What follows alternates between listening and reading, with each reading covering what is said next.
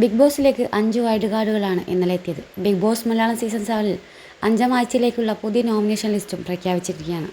മത്സരാർത്ഥികളെ സംബന്ധിച്ച് ബിഗ് ബോസിൻ്റെ പല സർപ്രൈസുകളും ഉള്ളൊരു ദിവസമായിരുന്നു ഇന്നലെയും. ഈ ആഴ്ചയിലെ നോമിനേഷൻ വോട്ടിംഗ് നടന്നുവെങ്കിലും ഈ വാരാന്ത്യത്തിൽ എവിക്ഷൻ ഉണ്ടാവില്ലെന്ന് ലാലേട്ടൻ പറഞ്ഞിരുന്നു.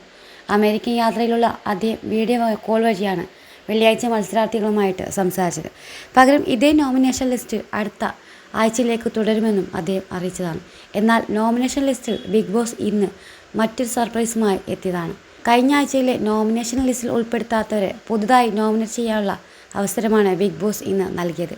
ക്യാപ്റ്റനെയും ഹൗസിലേക്ക് ഇന്നെത്തിയ 5 വൈൽഡ് കാർഡുകളെയും നോമിനേറ്റ് ചെയ്യാനാവില്ല എന്നും ബിഗ് ബോസ് അറിയിച്ചിട്ടുണ്ട്. എന്നാൽ ഇന്ന് എത്തിയവർക്കും നോമിനേറ്റ് ചെയ്യാനുള്ള അവസരം ലഭിച്ചു. ഇങ്ങനെ കഴിഞ്ഞ ആഴ്ചയിലെയും ഈ ആഴ്ചയിലെയും ചേർത്ത് പുതിയ നോമിനേഷൻ ലിസ്റ്റ് ബിഗ് ബോസ് പ്രഖ്യാപിച്ചിരിക്കുകയാണ്. അഭിലാഷ്, ഒനിൽ സാബു, രേണുസുതി, ആദില, നൂറ, ബിന്നി, ആര്യൻ എന്നിവരാണ് കഴിഞ്ഞ ആഴ്ചയിലെ നോമിനേഷൻ ലിസ്റ്റിൽ ഉണ്ടായത്.